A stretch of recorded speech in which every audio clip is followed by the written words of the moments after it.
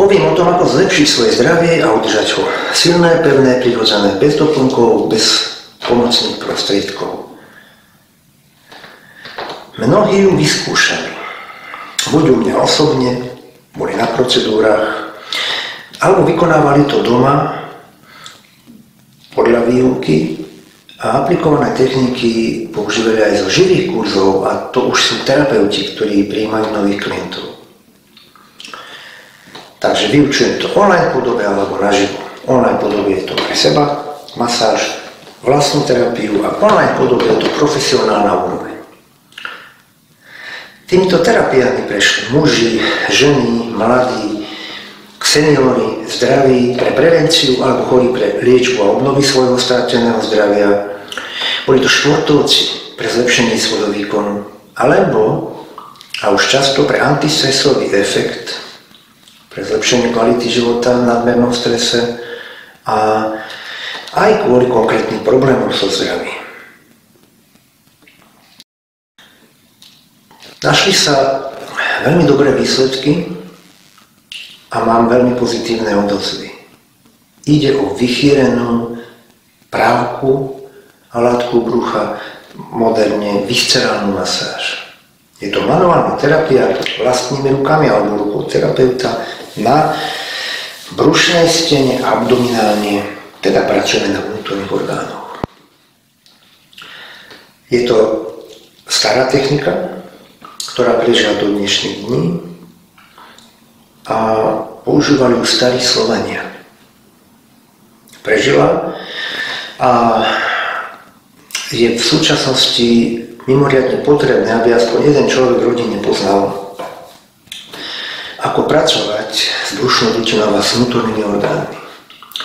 V tejto prezentačnej forme opíšem argumenty, ktoré jasne hovoria pre použitie tohto nástroja. Vysvetlím fakty, tak aby im porozumel každý bežný človek bez zdravotníckeho vzdelania, ktorý nepozná ani vnútorné orgány, ktorý má.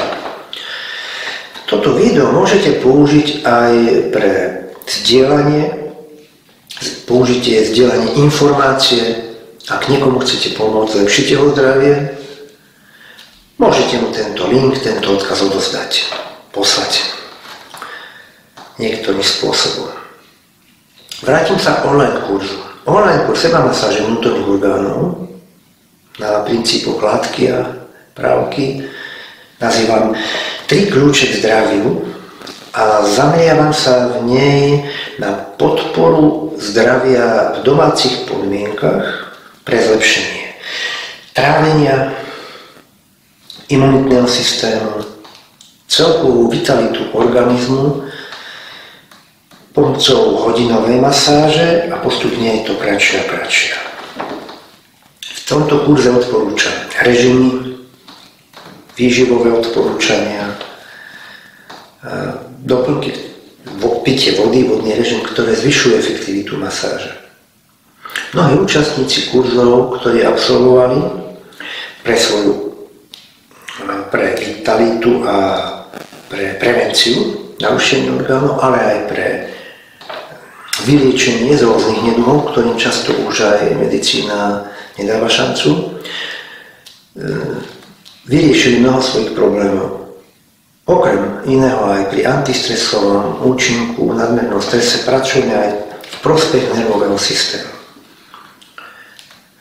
Sú ľudia, ktorí sa rozhodli pre liečbu problémov s vnútornými orgánmi, ako je trávenie, žalúdok, pankreas, odtok žlče, problémy ako gastritída, často pálenie záhy, nadúvanie, ale aj mnohé iné, dajú sa riešiť dobre s touto viscerálnou terapiou. Pre porovnanie len gastritídu štatisticky má 60% dospelého obyvateľstva v Európe. Poviem, prečo je táto terapia efektívna a odlišná od iných terapií, lebo je množstvo všelijakých metód na podporu zdravia. Táto manuálna terapia brucha má množstvo výhod.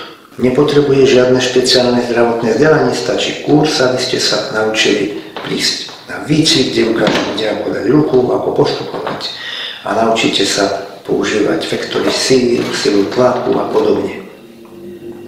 K tomu stačí mať zdravé ruky a trošku trpezlivosti. Metóda je jednoduchá na osvojenie, nepotrebuje veľké zručnosti a veľmi rýchlo si osvojíte v krátkom čase. A to je rozdiel s inými terapiami. Na rozdiel od tradičných terapií, ako ajurvéda, rôzne druhy praktík s pohybovým aparátom, potrebujú dlhé štúdium, ako aj čínska medicína, osteopatia. Táto terapia je zároveň veľmi rýchlo použiteľná, okamžite prináša efekt. Výuku mám navrhnutú tak, aby ste už v rámci výcviku na prvých lekciách začali pociťovať efekty, účinky. Na čo je vhodná tá terapia? Na problémy so žlčou, črevnou šťavou, pankreatickou šťavou, žalúdočnou, to znamená s trávením, s pankreasom, žlčníkom, žalúdkom, obličkami, aj zlepšenie imunity, na riešenie problémov, ako som spomínal, aj psychiky, s depresiami, kde chýba serotonín. Serotonín sa nachádza práve vo veľkej časti v črevách a preto tento prístup, keď komunikujeme s našimi orgánmi, komunikujeme vlastne s vlastnými systémami a orgánmi, podporuje samoliečebné mechanizmy. Neliečíme vlastnými rukami, my dáme impuls a v organizme sa všetko začne vyrovnávať, harmonizovať. Ak by sme definovali viscerálnu masáž alebo viscerálnu terapiu, viscerálna terapia je pôsobenie na vnútorné orgány, tkaniva a okolo orgánový priestor prostredníctvom vlastných rúk alebo pomocných prostriedkov, ale hlavne sú ruky, s cieľom dosiahnuť zmeny a korekcie v ich stave pri narušeniach. Pri odblokovaní napätia pomocou tejto terapii dochádza k zlepšeniu krvného obehu, odstráneniu spazmov, zlepšeniu lymfatického obehu. Proste začnú fungovať lepšie orgány. Napriek tomu, že mnohí tvrdia, že nemajú problémy s vnútornými orgánmi, že nemajú problém s bruchom, základ zdravia sa nachádza práve v bruchu. Práve v brušnej oblasti sa rozhoduje o mnohých funkciách, to je metabolizmus, nervový systém, prenašanie nervových vzruchov a celkových funkciách organizmu. Aj dýchací aparát, nielen trávenie, ako som spomínal, aj vylučovacie, aj vstrebávanie látok. Všetko ovplyvňuje brucho skrz krvný obeh. Pamätajme si na krvný obeh. Ak nefunguje dobre krvný obeh, orgánok začne trpieť v podstate každý systém. Aj inervácia. A my zlepšujeme predovšetkým prekrvenie vnútorných orgánov. Ak sú naše orgány vo veľkom napätí, nadmernom napätí v spazme, sťahujú sa a dochádza k obmedzeniu krvného obehu a nervových impulzov. Tieto obmedzenia môžu viesť k narušeniu pohybového aparátu, svalov, kĺbov,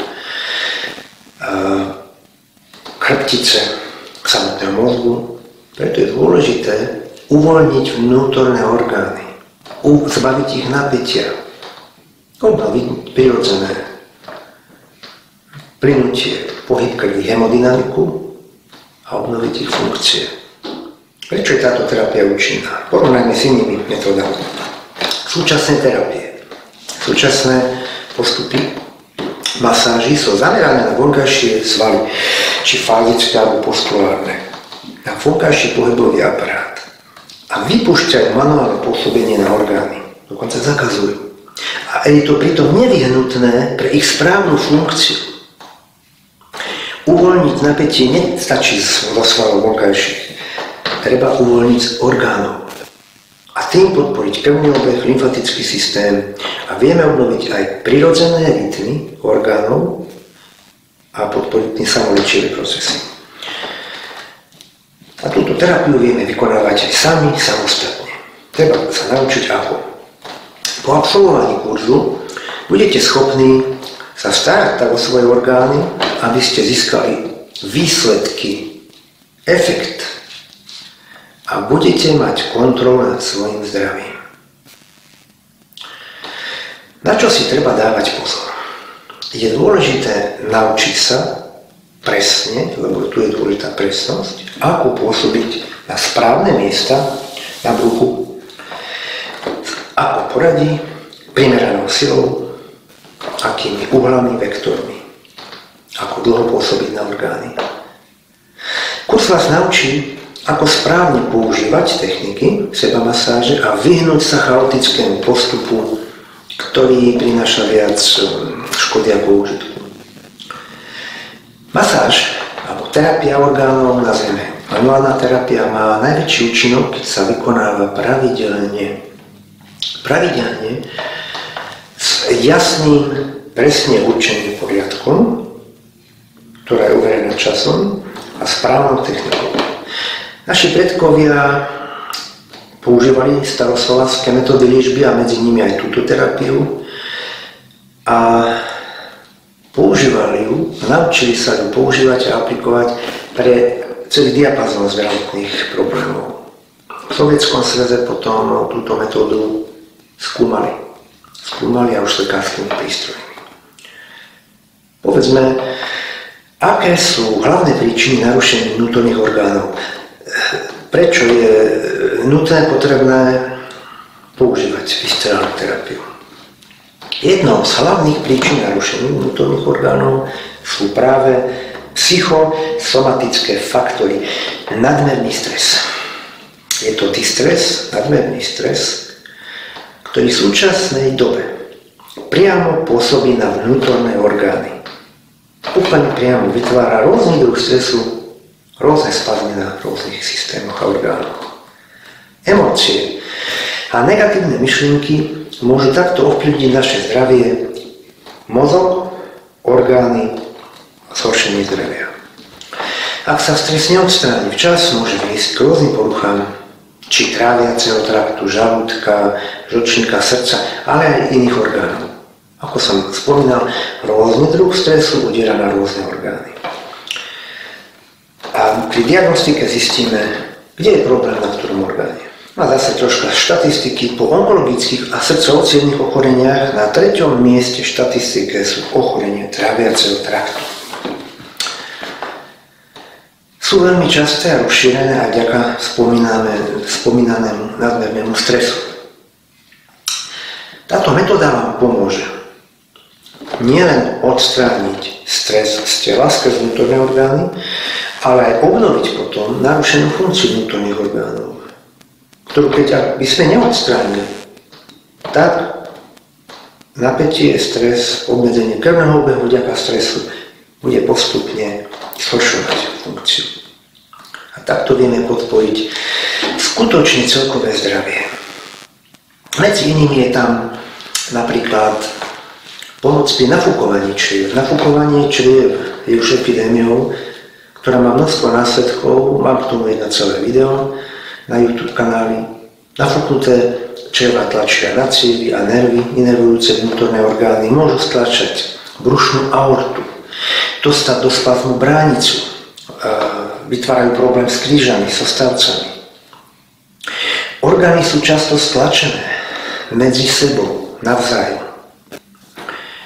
Nie len vďaka nedostatku pohybu, ale aj samotnej sile gravitácie, ktorá vytvára podmienky, aby človek zosilnil tzv. Autopressing, seba stlačenie. Stlačené a navzájom na seba nalepené orgány trpia nedostatkom krvi, živín a kyslíka. Takže kyslíkovou hypoxiou. A naopak, potom sa v nich stagnuje krv a shromažďujú splodenie látkového metabolizmu. Odpadové látky. Takže dochádza k intoxikácii, autointoxikácii. A preto je dôležitá detoxikácia orgánov. Detoxikácie sa stávajú efektívnymi, myslím, programy detoxikácie, ak sa do ich obsahu pridajú aj viscerálne techniky. Ak nie celá masáž, tak aspoň elementy. Vnútorné orgány majú potom svoj rytmus. Všetko v organizme sa hýbe v určitom rytme. Pohybe. Orgány pulzujú v určitom slede. Dajú si navzájom impulzy.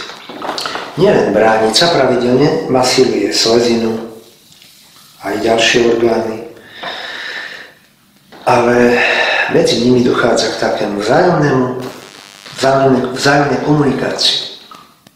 Hmaty viscerálky pomáhajú obnoviť tento narušený prirodzený rytmus, lebo prirodzený rytmus sa narúša hypodynamikou, stresom, nafúkovaním čriev a aj týmto spôsobom zlepšuje zdravie. Ďalšou príčinou narušení orgánov je ich poklesnutie stáza. Čo môže poklesnúť? Najmä sa to týka, a často sa s tým stretávam, žalúdka, čriev, obličiek, ale aj maternice užívajú. Správnou technikou sa orgány dajú nadvihnúť a dostávajú sa na svoje miesto. Správne by som povedal, vydávame impulzy a oni sa vrátia na svoje miesto sami. Ďalej sa často narušuje prostredie čriev, ktoré má byť zásadité, 7,5 až 8 pH, a ak tam stagnuje pohyb, narušuje sa pH a rozvíja sa patogénna mikroflóra. A vzniká množstvo zdravotných následkov. Stav čriev súvisí napríklad aj so stavom mozgu. Pokiaľ dobre fungujú čreva, náš nervový systém pracuje ako hodinky, pracuje optimálne. U ľudí s narušením funkcií mozgu sa často nachádza narušenie čriev, ich rovnováhy, ich motoriky, peristaltiky, ich pH a rozvíja sa tam patogénna mikroflóra, mikrobiota. Masážou vnútorných orgánov obnovujeme teda narušenie mikrobioty a blokujeme ňou tvorbu alebo rozširovanie patogénnych mikrobov. Vírusy, chudby, parazity a žijú a množia sa tam, kde majú podmienky. A tam je spomalenie toku krvi. Takže vlastne viscerálka má aj antiparazitický efekt. Už len zlepšením prekrvenia orgánov a ich okolia, manipuláciami na bruchu aktivujeme krvný obeh, ktorý nedovoluje, aby tam žili vírusy, škodlivé mikróby, mikroorganizmy. Aktivujeme aj rezervy organizmu. Špeciálnymi manipuláciami, teda našou masážou brušnej dutiny, sme schopní riešiť množstvo otázok. Ako som spomínal, od trávenia cez imunitu, psychiku, práce, schopnosť a tak ďalej. Rozhodnutie vykonávať seba masáž je cestou k slobode a nezávislosti. Od čo? K slobode. Od zajatia liekov nemusíme používať lieky ani doplnky. Minimálne doplnky, napríklad ja odporúčam kolagén, ale ostatné nepotrebujeme, ak máme zdravé brucho. Nepotrebujeme liečiteľov, nepotrebujeme lekárov. Vzniká nezávislosť od probiotík, analgetík, drahých procedúr, návštevy terapeutov, liečby, či alternatívnej, či oficiálnej. Dobre fungujúce vnútorné orgány znamenajú nielen dobrú výkonnosť, vitalitu, sebacítenie a nielen neprítomnosť chorôb, ale aj ani symptómy chorôb. Budeme mať dobrú náladu, bez nafúkovaní, bez bolesti, bez toho, čím trpí väčšina obyvateľstva už od 40 rokov. U veľkej skupiny obyvateľov dochádza napríklad odchýlkám v činnosti pečenia. Povedzme si ešte niečo o pečení. V pečení sa tvorí žlč. Tá sa uskladňuje v žlčníku a žlčník kedy si nazvali ministrom medzi orgánmi alebo dirigentom, režisérom. Žlč plní množstvo dôležitých funkcií. Nielen v trávení, činnosti čriev, rozkladaní tukov a bielkovín, neutralizácii nežiaducich mikroorganizmov svojou zásaditou povahou ničí tieto patogénne mikróby. Ale aj je základom pre zdravé kľudy. Pri špatnom fungovaní žlče sa objaví množstvo nežiaducich javov, napríklad spomalenie činnosti čriev, zmena spomínaného pH, potom hnilobné procesy, nafúkovanie, bolesti kĺbov, suchá pokožka, bolesti spánkov, spazmy medzi lopatkami. Pokožka napríklad je ukazovateľom zdravia žlčníka a pečenia. No a viscerálne techniky na pečení, ktoré sú a existujú a fungujú, sú veľmi silným nástrojom regenerácie pečenia. Spravidla regeneráciu pečenia naštartuje 10 dní každodennej masáže, kedy každá trvá aspoň 15 minút. Keď vás zaujala táto moja krátka prezentácia, pozrite sa a týka sa vás a zaujala vás teda, kliknite na stránku kľúčikszdraviu.sk a môžete začať svoju cestu k zdraviu osvojením si online verzie sebamasáže. Čím skôr to urobíte, tým skôr začínate podporovať svoje zdravie. Môžete si pozrieť videá na mojom YouTube kanáli, môžete si prečítať o viscerálke. Je to kurz pre vás, pre tých, ktorí chcú pracovať sami na sebe, pre obnovu a udržanie svojho fyzického, ale aj mentálneho zdravia.